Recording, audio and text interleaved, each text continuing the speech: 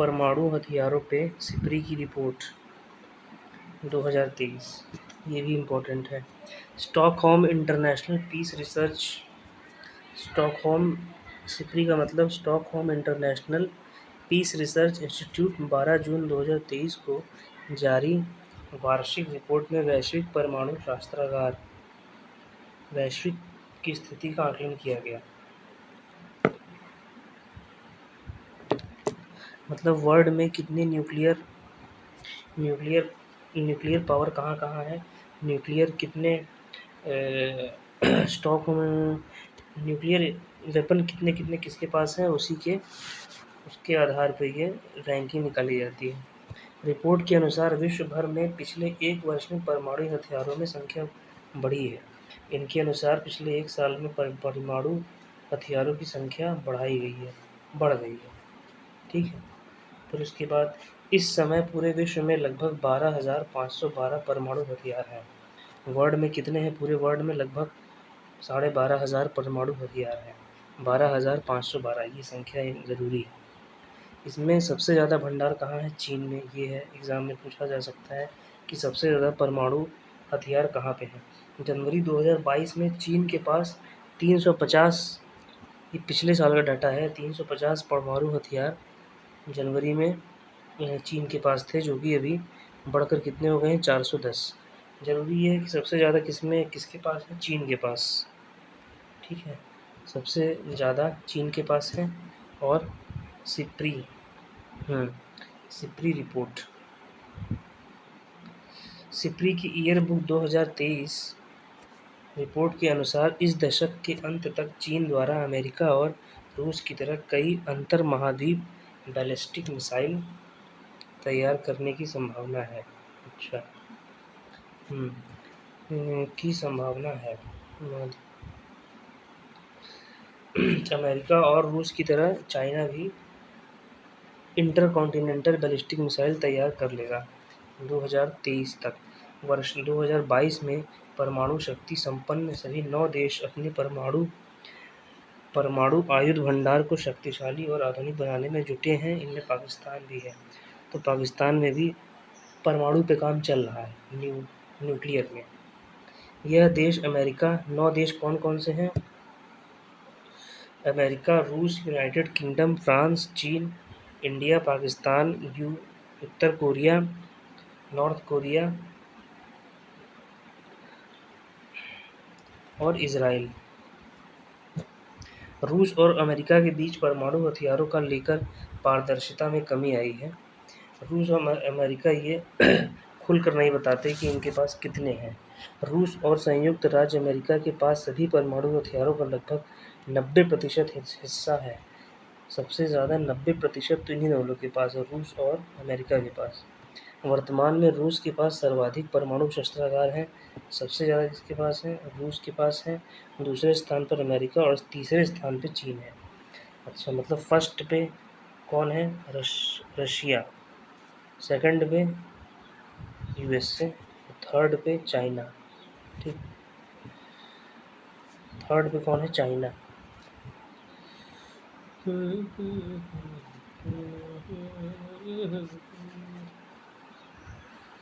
भारत के परमाणु शस्त्रागार का भी विस्तार हुआ है, जो 2022 के 60 वॉरहेड से बढ़कर वर्ष 2023 में 164 हो गया है। मतलब केवल 4 बढ़ा है, 160 से 164 हुआ है। इस अवधि में पाकिस्तान का इंडिया से ज़्यादा है।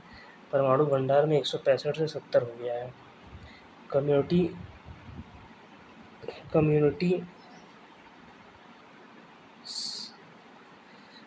कम्युनिटी स्पिरिट इंडेक्स ये क्या चीज़ है? जून 2023 में जारी सामुदायिक भावना सूचकांक, सामुदायिक कम्युनिटी स्पिरिट इंडेक्स की रैंकिंग में विभिन्न देशों में 53 शहरों को इस आधार पर रैंक दिया गया है कि उनके निवासी कितने मिलनसार और अमित्र हैं। मतलब मिलजुल के कितना रहते हैं किसी शहरों के लोग, ये उसके आधार पर है। इस उद्देश्य से 6 मैट्रिक्स पर विचार किया गया है और टोरंटो, और इसमें दिखाई नहीं दे रहा है लेकिन टोरंटो और सिडनी है शायद, अभी आगे क्लियर हो जाएगा। हम्म, हम्म, अभी आगे क्लियर हो जाएगा। विश्व के 10 शीर्ष मैत्रीपूर्ण देशों के रूप में प्रदर्शित किया गया है। दोनों में 10 में से कम 7.97 का प्रभावशाली मैत्रीपूर्ण स्कोर दिया गया है। तो टोरंटो और सिडनी 10 में से लगभग 8 अंक मिला है, वो भी पूरा नहीं मिला है। भारत की राजधानी नई दिल्ली और मुंबई विश्व की सबसे अमित्र शहरों में, मतलब यहाँ पे लोग मिलजुल के रहते ही नहीं है, नई दिल्ली और मुंबई में। न्यूयॉर्क, डबलिन, कोपेनहेगन, मॉन्ट्रियल और मैनचेस्टर भी विश्व के शीर्ष महत्वपूर्ण देश में शामिल हैं। न्यूयॉर्क, डबलिन, कोपेनहेगन, मॉन्ट्रियल, ये लोग भी मिलजुल के रहते हैं, इनको भी टॉप में है। ये भी आगे देखा जाएगा कौन सी ऊपर से नीचे रैंकिंग में है। भारत की वित्तीय राजधानी मुंबई को प्रेली द्वारा विश्व की दूसरे सबसे मित्र शहरों का स्थान दिया गया है। मुंबई मुंबई में लोग मिलजुल के रहते ही नहीं है, अमित्र शहर। मुंबई में 3.109% मैत्रीपूर्ण कर्मचारी हैं, जबकि दिल्ली में 3.27% हैं। मुंबई खुशी के लिए 3.78 अंक है और दिल्ली को 4.1। इन दोनों का हाल बहुत ख़राब है यहाँ पे। यह सूचकांक विभिन्न कारकों पर विचार करता है, जैसे निवासियों की दूसरों की मदद करने की इच्छा। कौन कौन से पैरामीटर हैं इसमें? निवासियों की दूसरों की मदद करने की इच्छा, पहला। सामुदायिक गतिविधियों में संलग्नता, पड़ोसीपन और सामुदायिक गौरव की समग्र भावना। ये होता है ज़्यादातर बड़े शहरों में लोग आपस में मिलजुल कर नहीं रहते। विश्व के 10 सबसे फ्रेंडली शहर कौन कौन से हैं? पहला है टोरंटो, दूसरा है सिडनी, तीसरा है एडिनबरा, मैनचेस्टर, न्यूयॉर्क, छठे पे मॉन्ट्रियल, सातवें पे मेलबर्न, आठवें पे सैन फ्रांसिस्को, नौवें पे डबलिन और 10वें पे कोपेनहेगन। दुनिया का सबसे अमित्र शहर देश घाना है। अच्छा, दुनिया का सबसे, ये भी ज़रूरी है, घाना सबसे अमित्र है लास्ट में। उसका मित्रता स्कोर 10 में से केवल 3.12 है। वहीं दूसरे स्थान पर रहे मोरक्को का स्कोर 3.69 है। मोरक्को कहाँ पर है, कौन सी कंट्री में है, ये ज़रा कमेंट करके बताइए। इसके बाद मुंबई, कुआलालंपुर, रियो de जेनेरिया और दिल्ली का स्थान है। तो इसमें घाना सबसे नीचे है, फिर उसके बाद उसके ऊपर है मोरक्को, मैराकेश, मुंबई उसके जस्ट बाद है। बहुत हालत ख़राब है, मुंबई में लोग मिलजुल के नहीं रहते हैं। तो इसमें सबसे टॉप पर जो है वो याद करने की जो चीज़ है, फर्स्ट टोरंटो और सिडनी टॉप पे है, और भारत में है मुंबई और दिल्ली, ये सबसे अमित्र शहर हैं। इंडिया में सबसे अमित्र शहर मुंबई है, उसके बाद है दिल्ली। ठीक है, 4 चीज़ें इसमें ज़रूरी हुई। फिर कौन है टॉप पे? 1 पे कौन है? टोरंटो। सेकंड पे कौन है? सिडनी। ठीक है, इंडिया में कौन है? इंडिया में टॉप पे है मुंबई। बस यही है ज़रूरी। ठीक।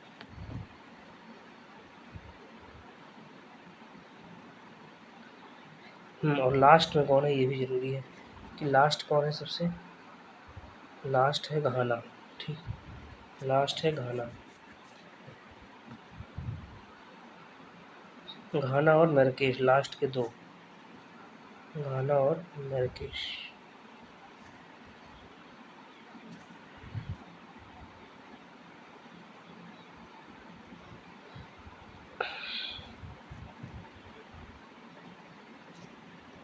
G7 का 39वां शिखर सम्मेलन विश्व के औद्योगिक रूप में संपन्न 7 देशों के समूह में G7 का 49वां शिखर सम्मेलन जापान के प्रधानमंत्री फूमिया किशिदा की मेजबानी में हिरोशिमा में 21 मई को 2023 में संपन्न हुआ। 7 देशों के समूह G7 है ग्रुप ऑफ 7। कौन सा हुआ है ये? 49। जापान के प्रधानमंत्री कौन है? फूमिया किशिदा की मेज़बानी में हिरोशिमा में संपन्न हुआ। तो ज़रूरी कौन कौन सा है? 49 जापान के प्रधानमंत्री जापान में हुआ और हिरोशिमा में हुआ। बस और डेट ज़रूरी है, कौन सी डेट को हुआ? 19 और 21 मई G7 2021।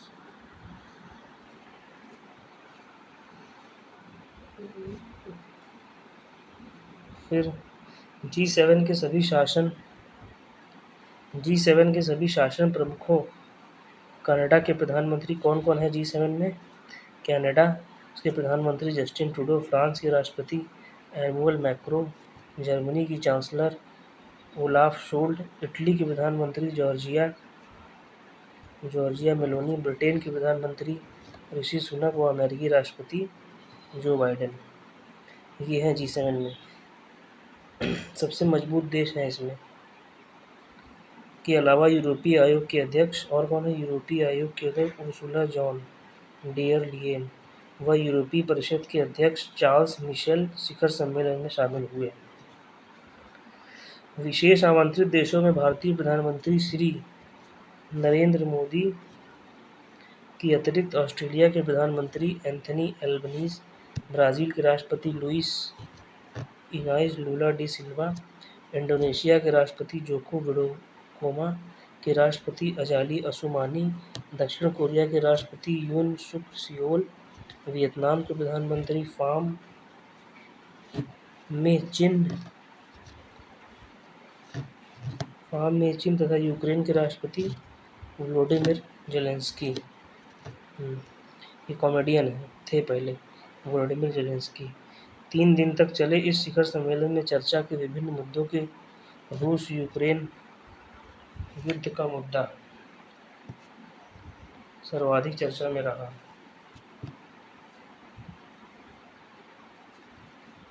पारस्परिक सहयोग संबंध के साथ साथ विकासशील व उभरती हुई अर्थव्यवस्था के साथ विभिन्न क्षेत्रों में सहयोग एवं संबंध में सुदृढ़ता लाने पर विशेष बल बातचीत में दिया गया। इस संदर्भ में G20 के साथ खाद्य, स्वास्थ्य एवं विकास से संबंधित मुद्दों पर सहयोग बढ़ाने के लिए चर्चा सम्मेलन में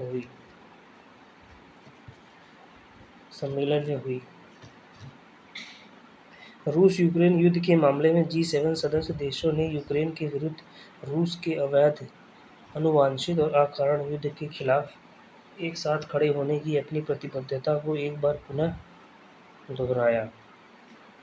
सम्मेलन के समापन पर जारी संयुक्त वक्तव्य ने स्पष्ट कहा कि समूह के 7 देशों के नेता रूस के अवैध आक्रमण के खिलाफ यूक्रेन की मदद के लिए ठोस कदम उठाएंगे।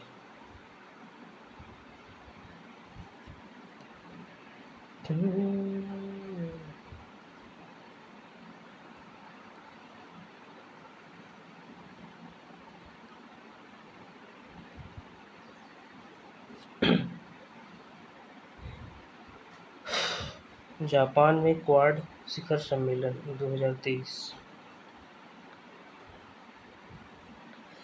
जापान के हिरोशिमा में G7 शिखर सम्मेलन से अगले 4 सदस्यीय क्वाड्रिलेटरल इंटरनल सिक्योरिटी डायलॉग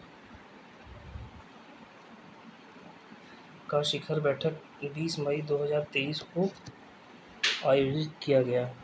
4 देश, क्वाड में 4 लोग हैं, भारत, अमेरिका, जापान और ऑस्ट्रेलिया।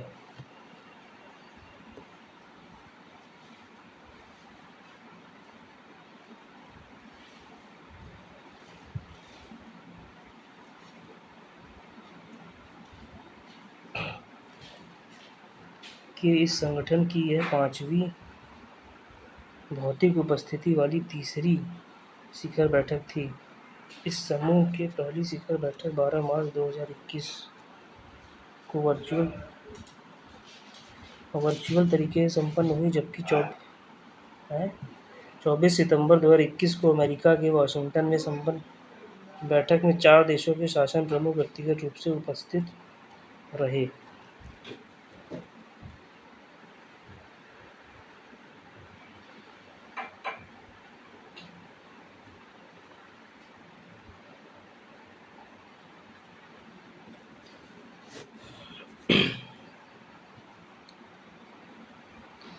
तीसरी शिखर बैठक 3 मार्च 2022 को पुनः वर्चुअली रूप से संपन्न हुई, क्वाड की चौथी बैठक 23 मई 2022 को टोक्यो, जापान में हुई, जो इसके नेताओं की व्यक्तिगत उपस्थिति वाली दूसरी बैठक थी।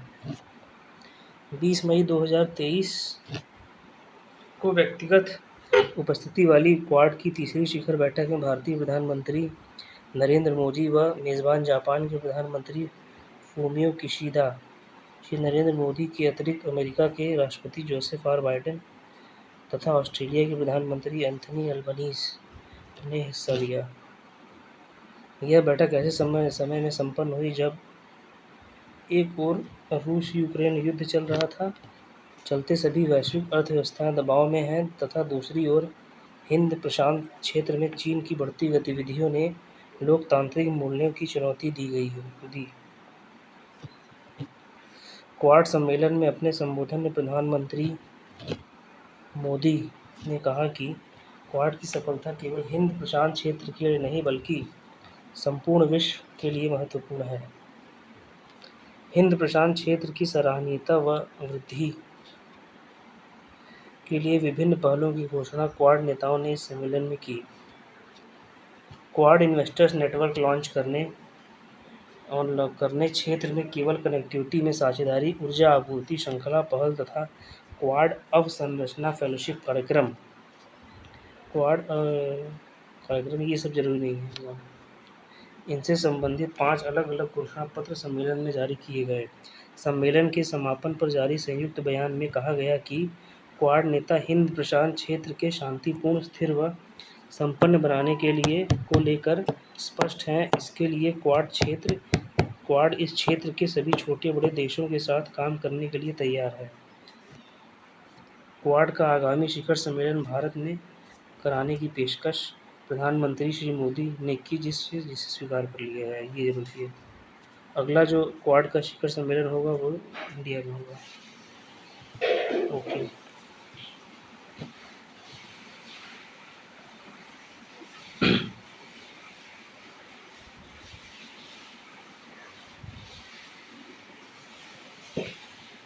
पापुआ न्यू गिनी में भारत की अध्यक्षता में हिंद प्रशांत सहयोग मंच का तीसरा शिखर सम्मेलन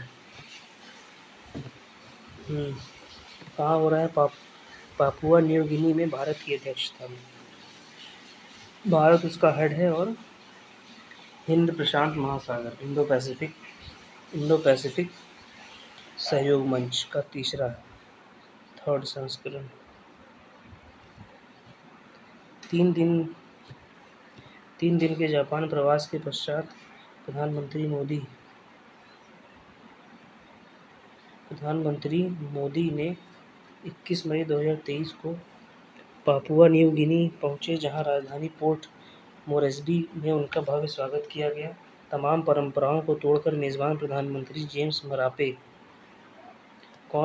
मरापे ने सूर्यास्त के पश्चात हवाई अड्डे पर गार्ड ऑफ ऑनर के साथ उनका स्वागत किया तथा इनके पैर छूकर, उनकी बहुत बड़ी बात है भैया, पैर छू के उनकी अगवानी की। पैर छू लिए नरेंद्र मोदी का जेम्स मरापे। हिंद प्रशांत क्षेत्र में इस द्वीपीय राष्ट्र में श्री मोदी का मुख्य कार्यक्रम राजधानी पोर्ट मोरेस्बी में हिंद प्रशांत द्वीप समूह सहयोग मंच forum for India Pacific island cooperation (FIPIC) की तीसरी शिखर बैठक की मेजबानी करने का था। हिंद प्रशांत क्षेत्र के 14 द्वीपीय राष्ट्र इस समूह में शामिल हैं। यह देश कौन है? Papua New Guinea, Fiji, Tonga, Tuvalu, Kiribati, Samoa, Vanuatu, New Micronesia, Marshall द्वीप समूह, कूक द्वीप समूह, पलामू, नारू तथा सोलोमन, ये सारे आइलैंड हैं, द्वीपीय राष्ट्र। सदस्य देशों की बैठक को संबोधित करते हुए इन द्वीपीय देशों के विकास हेतु अनेक घोषणाएं प्रधानमंत्री श्री मोदी जी ने की। सभी 14 पैसिफिक द्वीपों राष्ट्र में डायलिसिस यूनिट लगाने में मदद करने, इन सभी देशों को समुद्री एम्बुलेंस प्रदान करना, जयपुर की फूड कैंप लगाना, रियायती मूल्यों पर जरूरी दवाओं का उपलब्ध कराना, पीने का पानी की समस्या दूर करना तथा योग केंद्र की स्थापना करने में घोषणाएं की।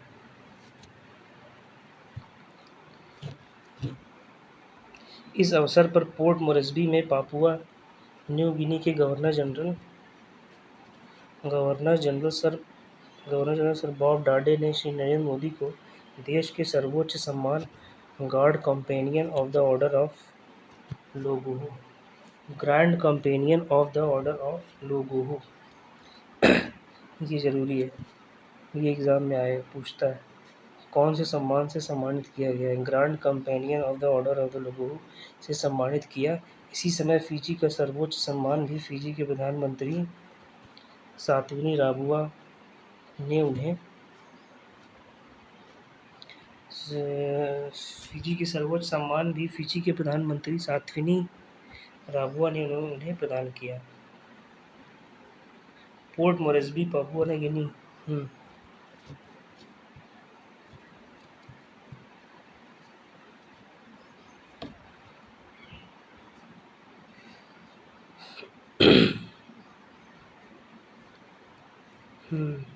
तो इसमें कौन कौन सी चीज़ें ज़रूरी हैं।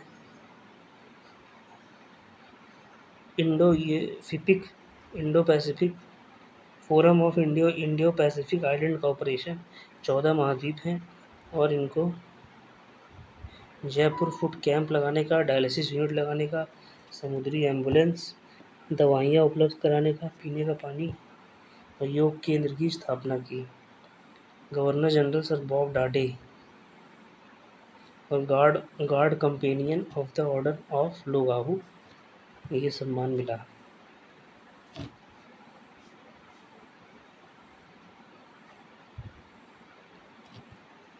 मालदीव को भारत ने गश्ती जहाज एवं लैंडिंग आक्रमण जहाज सौंपा। मालदीव को भारत ने गश्ती जहाज एवं लैंडिंग आक्रमण जहाज सौंपा। कौन? मालदीव ने।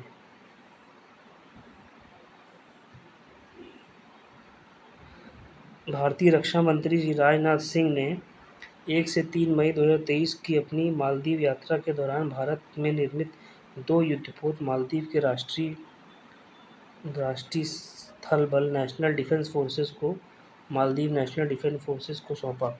इनमें एक तीव्र गश्ती पोत फास्ट पेट्रोल वेसल है व अन्य लैंडिंग क्राफ्ट असॉल्ट शिप है। दूसरा, फास्ट पेट्रोल वेसल उच्च गति से 2 चीज़ें हुई। कौन कौन सी 2 चीज़ें हुई? एक ये, ठीक, और दूसरा ये फास्ट पेट्रोल वेसल और लैंडिंग क्राफ्ट असॉल्ट।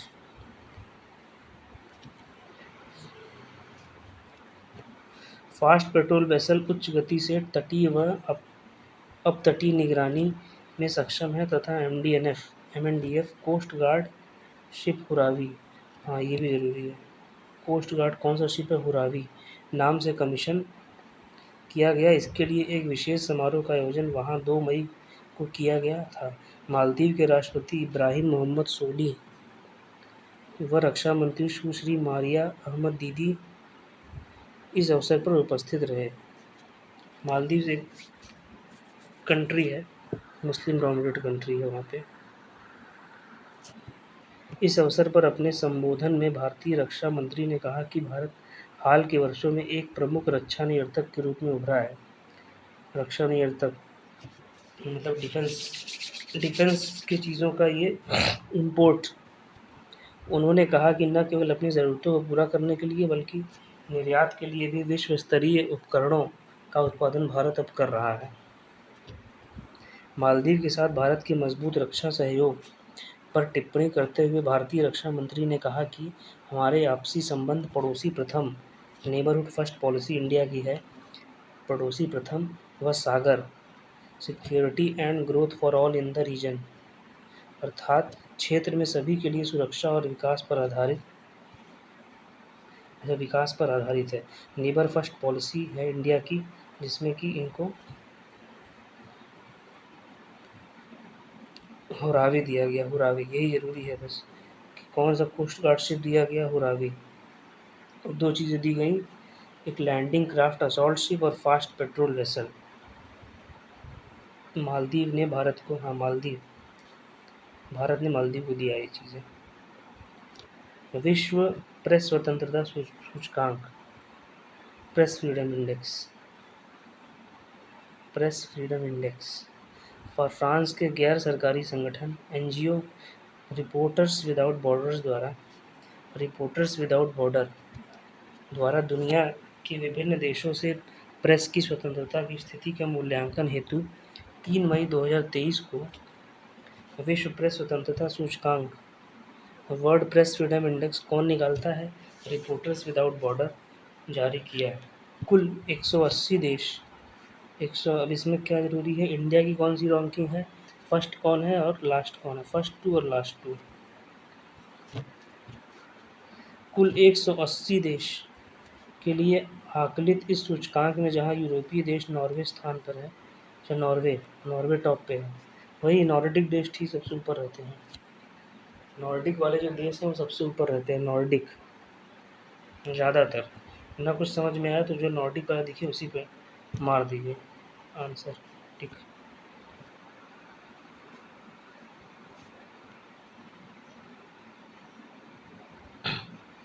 अब इसमें कुछ क्लियर नहीं है लेकिन तब भी कोशिश की जाएगी। उत्तर कोरिया सूचकांक में सबसे निम्न, उत्तर कोरिया जो है सबसे निम्न पे है प्रेस फ्रीडम इंडेक्स के मामले में। विश्व प्रेस स्वतंत्रता सूचकांक 2023 में भारत 161वें पे है। भारत की है 161वें के लिए। भारत के लिए सूचकांक 36.62 आकलित किया गया है, जो प्रेस की स्वतंत्रता के मामले में भारत की अति गंभीर स्थिति को प्रदर्शित करता है, मतलब बहुत गंभीर स्थिति है।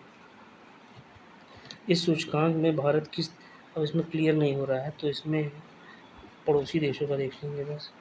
पड़ोसी देश में केवल भूटान, नेपाल, ये क्लियर नहीं है। पाकिस्तान का 150, ये ज़रूरी है। पाकिस्तान का 150, श्रीलंका का 135। हम लोग अच्छी स्थिति में हैं। फ्रीडम ऑफ प्रेस के मामले में चीन ने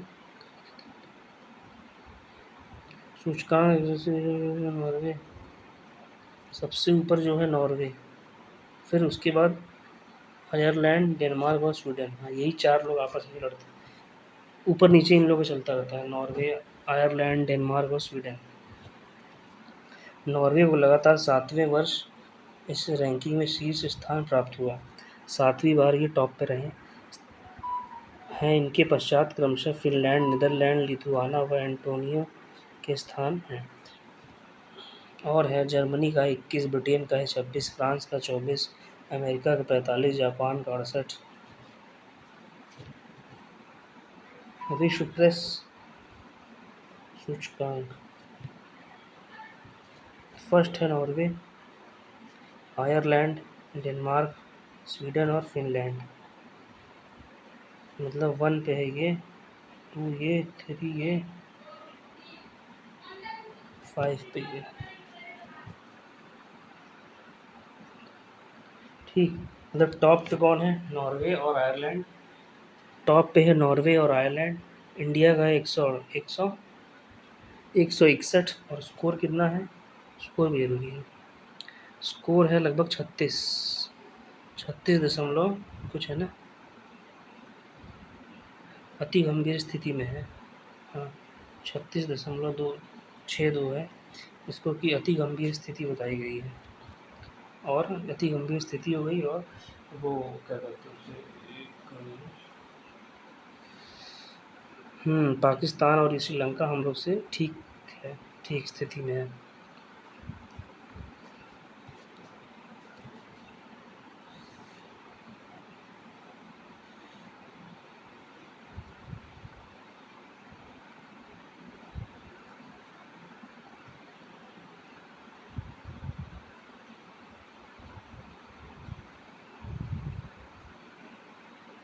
तो ये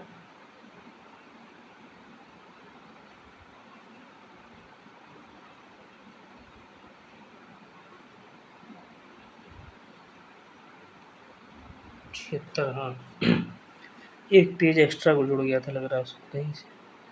सूचकांक में निम्नलिखित सबसे नीचे में कौन कौन है, उत्तर कोरिया है, 180 नंबर पे।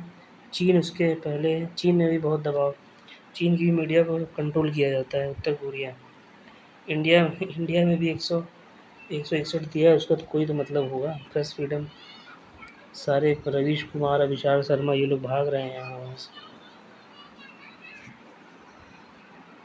सूचकांक में भारत व उसके पड़ोसी देशों की स्थिति। सूचकांक में भारत व उसके पड़ोसी देशों की स्थिति।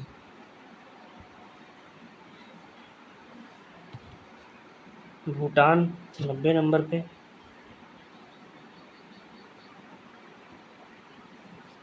भूटान, नेपाल, श्रीलंका, मतलब मेन इसका है। पाकिस्तान का 150, श्रीलंका का 135। यहाँ प्रेस को फ्रीडम मिली। अफगानिस्तान में 152 है। प्रेस है वहाँ पे बहुत, मुझे नहीं लगता था प्रेस होगा वहाँ पे। किसी देश के लिए आरएसएफ की विशेष प्रेस। इस सूचकांक में 85 से अधिक होना प्रेस की अच्छी स्थिति के संकेत हैं। 85 से अधिक स्थिति है, इसका मतलब कि प्रेस को फ्रीडम है सवाल पूछने का। 85 से नीचे है मतलब सवाल पूछने का फ्रीडम नहीं है। 70 से 85 के बीच प्रेस की संतोषजनक स्थिति है। 55 से 70 प्रेस की समस्यात्मक स्थिति है। 40 से 55 कठिन स्थिति है और प्रेस की 40 से कम है अति गंभीर। मतलब प्रेस की जो स्थिति है इंडिया में बहुत ज़्यादा ख़राब है, बहुत कंट्रोल किया जा रहा है, तभी इसको गोदी मीडिया कहते हैं लोग। विश्व प्रेस सूचकांक रिपोर्ट 2023 में जिन 180 देशों के लिए सूचकांक आंकलित किए गए हैं उनमें 31 देशों में प्रेस की स्थिति अति गंभीर है, जबकि 42 देशों में यह मुश्किल है, 55 देशों में समस्यात्मक है तथा 52 देशों में यह संतोषजनक तथा अच्छी बनी हुई है। जितना ज़्यादा स्कोर उतना ज़्यादा फ्रीडम, जितना कम स्कोर उतना कम फ्रीडम, उतनी ज़्यादा कंट्रोल करते हैं मीडिया को।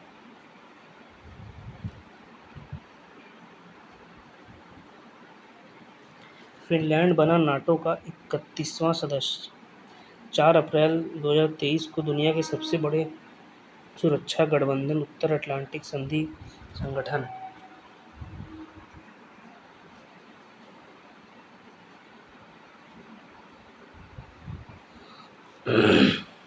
नाटो का 31वां सदस्य बन गया है। 31वां सदस्य देश बन गया है।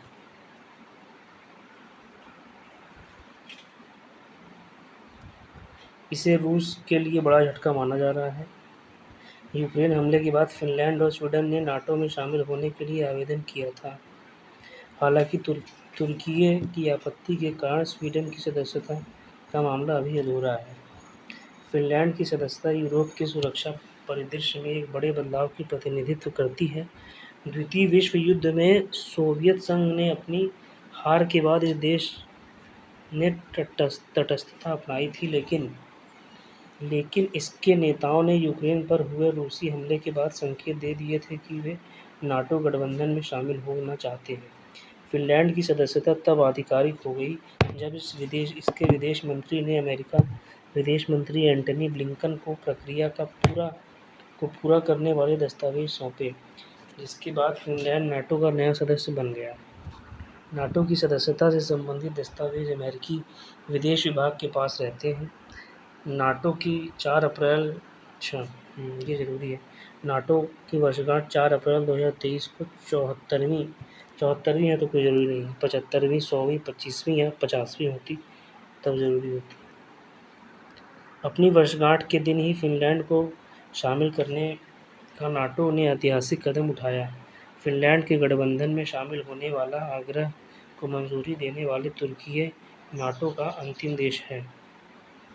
स्वीडन भी नाटो को शामिल होने के लिए आवेदन किया था, लेकिन उसके गठबंधन में शामिल होने में कुछ वक्त लग सकता है। टाइम 100 सूची में अभिनेता शाहरुख खान शीर्ष पर। बॉलीवुड अभिनेता शाहरुख खान ने अप्रैल 2023 में जारी टाइम मैगजीन 2023 टाइम 100 पोल में पहला स्थान प्राप्त किया है। दूसरे स्थान पर ईरानी महिलाओं का ग्रुप है, जिन्होंने हिजाब के खिलाफ प्रदर्शन किया है। क्या बात है। टाइम 2023 टाइम मैगज़ीन में 100 पोल में सबसे टॉप पे है, पहला स्थान प्राप्त किया है। टाइम्स मैगज़ीन में जो शाहरुख खान ने टॉप किया। मैगज़ीन की सूची में तीसरे नंबर पर दुनिया के कोविड हेल्थ वर्कर हैं। दूसरे नंबर पे ईरानी महिलाओं का ग्रुप है जिन्होंने हिजाब के खिलाफ प्रदर्शन किया। तीसरे नंबर पे कोविड हेल्थ वर्कर हैं। तीसरे नंबर पे ब्रिटेन के प्रिंस हैरी और उनकी पत्नी मेघन चौथे। अच्छा, प्रिंस हैरी और उनकी पत्नी मेघन चौथे। फुटबॉलर लियोनेल मेसी पाँचवें। तो पहले पे कौन है? शाहरुख खान। दूसरे पे ईरानी महिला। तीसरे पे दुनिया भर के कोविड हेल्थ वर्कर। चौथे पे प्रिंस हैरी और उनकी पत्नी मेघन। और पाँचवें पे Lionel Messi footballer. Lionel Messi footballer कहाँ के हैं ये? सर मुझे तो यही याद है, अर्जेंटीना के हैं शायद। कमेंट में ज़रा बताइएगा, मुझे नहीं पता क्या है। गेस कर रहे हैं, शायद अर्जेंटीना के हैं।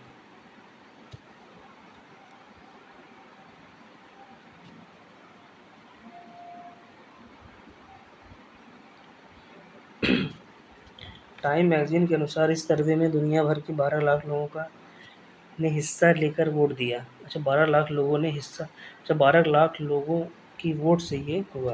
शाहरुख खान को इस पोल में 4% वोट मिले। दूसरे नंबर पर बुर्के का विरोध करने वाली ईरान महिलाओं को 3% वोट मिला। ईरानी महिलाओं द्वारा magazine person of the year. अच्छा, ईरानी महिलाओं को मैगज़ीन द्वारा 2022 के पर्सन ऑफ द ईयर भी मिला। अच्छा, इसी मैगज़ीन के द्वारा 2022 का पर्सन ऑफ द ईयर ईरानी महिलाओं को मिला था। इसके बाद 2% मत तीसरे स्थान पर स्वास्थ्य कर्मियों को मिला, जो 2020 में कोरोना महामारी के अग्रिम पंक्ति में थे। चौथे नंबर पर प्रिंस हैरी और मेघन मर्कल हैं। चौथे स्थान पर मेघन मैरी और प्रिंस मर्कल हैं, जिन्होंने 1.9% वोट मिले। इस साल हैरी अपनी बायोग्राफी को लेकर सुर्खियों में रहीं। वहीं मेघन ने आर्की टाइम नाम से एक पॉडकास्ट को होस्ट किया। सूची में अर्जेंटीना को वर्ष 2022 में फुटबॉल विश्व कप जिताने वाले, देखिए सही बोला था मैंने कि अर्जेंटीना के हैं। लियोनेल मेसी अर्जेंटीना में 1.8% वोट के साथ 5वें स्थान पर हैं। सूची में शामिल अन्य लोगों में ऑस्कर विजेता मिशेल मो, पूर्व टेनिस खिलाड़ी सेरेना विलियम्स, मेटा के प्रमुख कार्यकारी अधिकारी मार्क जुकरबर्ग, ब्राज़ील के राष्ट्रपति लुइस इनासियो लुला डा सिल्वा भी शामिल हैं।